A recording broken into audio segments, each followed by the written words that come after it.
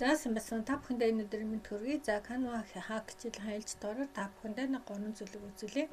За нэгдүгürt нь энэ 6 сар төрсөн хүмүүстэй зориулаад энэ каст маяг гэж ярьдаг тийм ээ. Нэрийн өөрийнх нь нэрийг бичээд ингээд 6 сарын цэцэг төрсөн.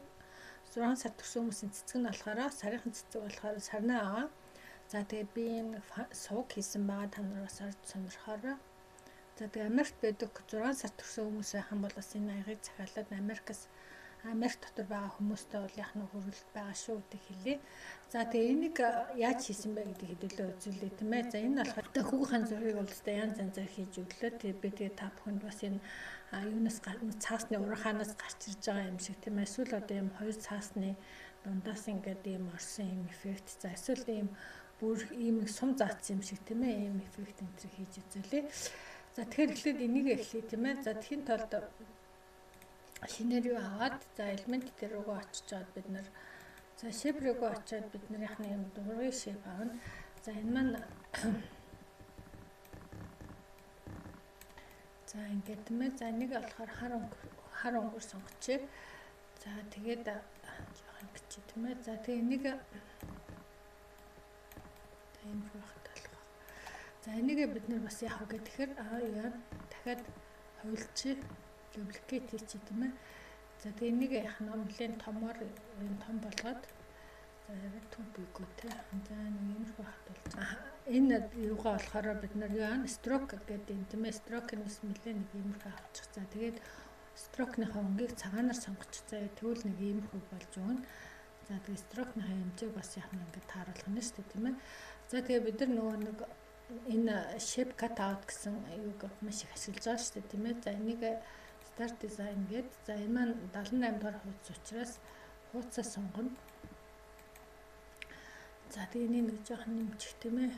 За тэгээд Export гэтэнгүүт энэ хоёроо яхнаа энэ cut хийх гэж байгаа эсвэл ингэж ягаан өнгөөр сонгоод тийм ээ.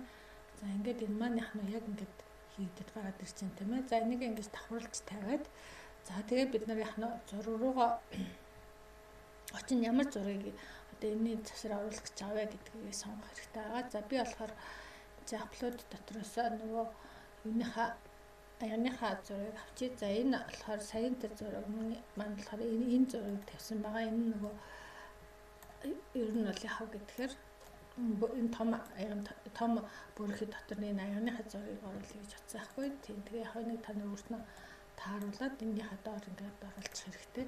Тэнгүүл яг энэ зураг маань нэг иймэрхүү харагдчихэв тийм ээ. За тэгээ энэ дээр нь яг чи төрсөн өдөр зориулсан учраас бид нэр happy birthday гэж бичингүүт чинь янз бүрийн төрсөн өдрийн юунууд бичигнүүд гараад ирнэ. Тэгээд танд энэ чинь suurхан таалагдсан нэг юм тийм ээ.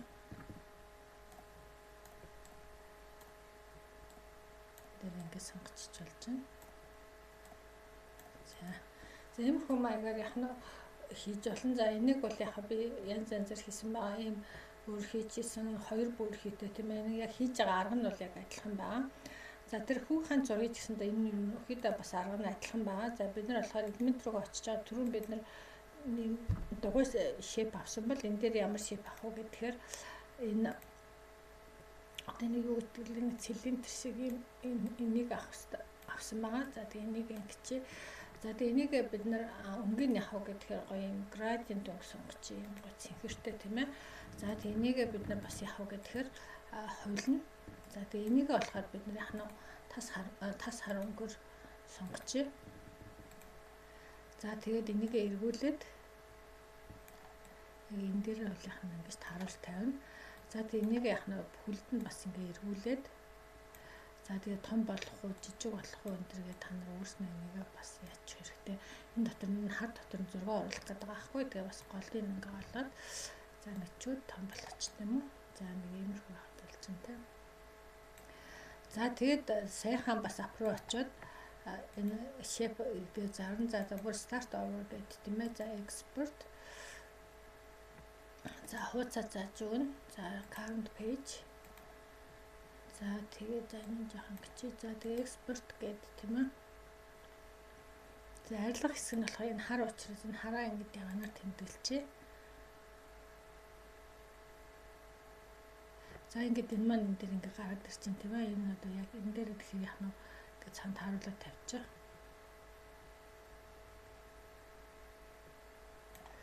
За тэгээд би болохоор энэ дээр бол хүүгийн зургийг оруулсан байгаа. Та нар яхаа зогсож байгаа хүний зураг. За ер нь тэгэл ямар нэгэн тэгээд хүний зураг оруулах бол энэ чинь энийг оруулчих болно. За би болохоор хүүгийн зургийг оруулчлаа энэ чинь. За тэгээ энийгээ бас яг нөгөө юун дээр тааруулахын тулд би түрүү бас арга зааж өгсөн шүү дээ тийм ээ. Энийг ингэж харж чаад за тэгээ хүүгээ энэ зурган дээр яаж оруулах вэ гэдгээ бас ингэж цаадлаханд дүрсэн дээр тааруулах хэрэгтэй байгаа байхгүй. За миний бодлоор бол энэ нь бол болж гин гэж бодож байна. За тэгээд энэ зургаа бид нар бас яах вэ гэхээр хоёр хувилчин. За тэгээ артлынхын зургийг болохоор юу ячна. Миний цаана ард нь оруулаад за энэ зургийг энэ дараагийнхын зургийг болохоор дээр нь авчирч агаад бэкграундыг арилгах чинь. За тэгэнгүүт нэг иймэрхүү болж ирж байна тийм ээ. За тэгэх юм бол яг энэ дотроос ингэж гарч ирж байгаа юм шиг мөртлөө бас ийм эффект орсон байгаа. За надад бол энэ бас их таалагдсан.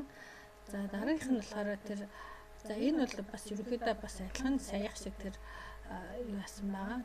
За яг зураг эхлээд аваад тэгээд энэ болохоор яг ерөөхдөө амархан за тэгээд чи элемент рүү очиж байгаа бид нар юу яасан баа. Зөв цаас гэж биччих. За тэгэнгүүт чинь янз бүрийн цааснууд гарч ирэн за зураг руугаа орж байгаад ер нь бол энэ чэнэс юм цаасаа сонгох хэрэгтэй. За би болохоор нэг энийг сонгочих. За тэгээд нэг ийм их том болгоод тэ.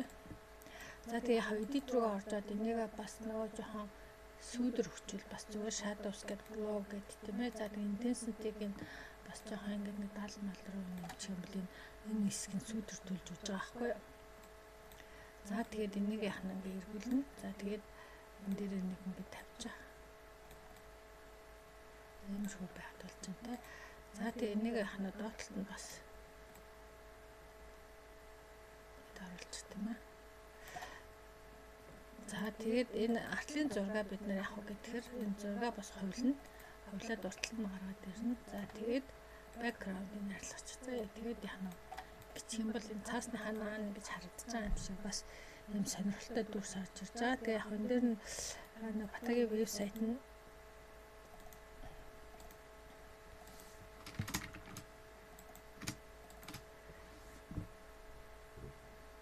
за тэгээ нэг групп болгочих тийм. За тэгээ Батагийн вебсайт нь болохоор ийм вебсайт ба batastore.com гэдэг тийм ийм вебсайттай ийм лого байгаа. Батагийн дэлгүүр гэсэн. За энэ цулгаад байвал тийм ээ бас лого могог нь оруулчихвал бас нэг иймэрхүү бас. За миний бодлоор бол жоохон том зургийн жоохон том байсан бол зүгээр юм уу гэж бодож байна. За энэтэй яг адилхан түрүүнийх шиг тэр paper hole гэдэг тийм ээ нүхтэй цаас гэдэг тийм ээ ингээд ячсан бол одоо энийг ингээд гаргаад ирчин тийм ээ. За тэг ингээд эргүүлээд нэг жоохон болгож байгаа. За тэгээд энэ дээр сайхан нөгөө зурнуудаас оруулсан. За би болохоор сая хүүгийн зургийг авсан байгаа тийм ээ. Энийг оруулчихъя. За тэгээд зургийн болохоор энэ юуны хардвар цаана орж ирнэ. За тэгээд энэ зураг нь бас яах вэ гэхээр дахиж дээдлэлт нь гаргаж ирж байгаад артлыг арилгачихж байгаа байхгүй. Тэгээд яах нь ингэж давхарлаж тавиад тэгээд энэ дотор нь ингэчих юм бол юунаас гарч ирж байгаа юм шиг. За энэ тэгээд юунд харах байх шиг. За нэг иймэрхүү маягаар хийгээд тэгээд яччихвал бас болж юм тийм ээ. За иймэрхүү маягаар яах нь янз янзаар бол хийж болох нэ. Тийм иймэрхүү поструудыг хийхэд. За ингээд энэ хичээлийг дуусгая. Баярлалаа. Баяртай.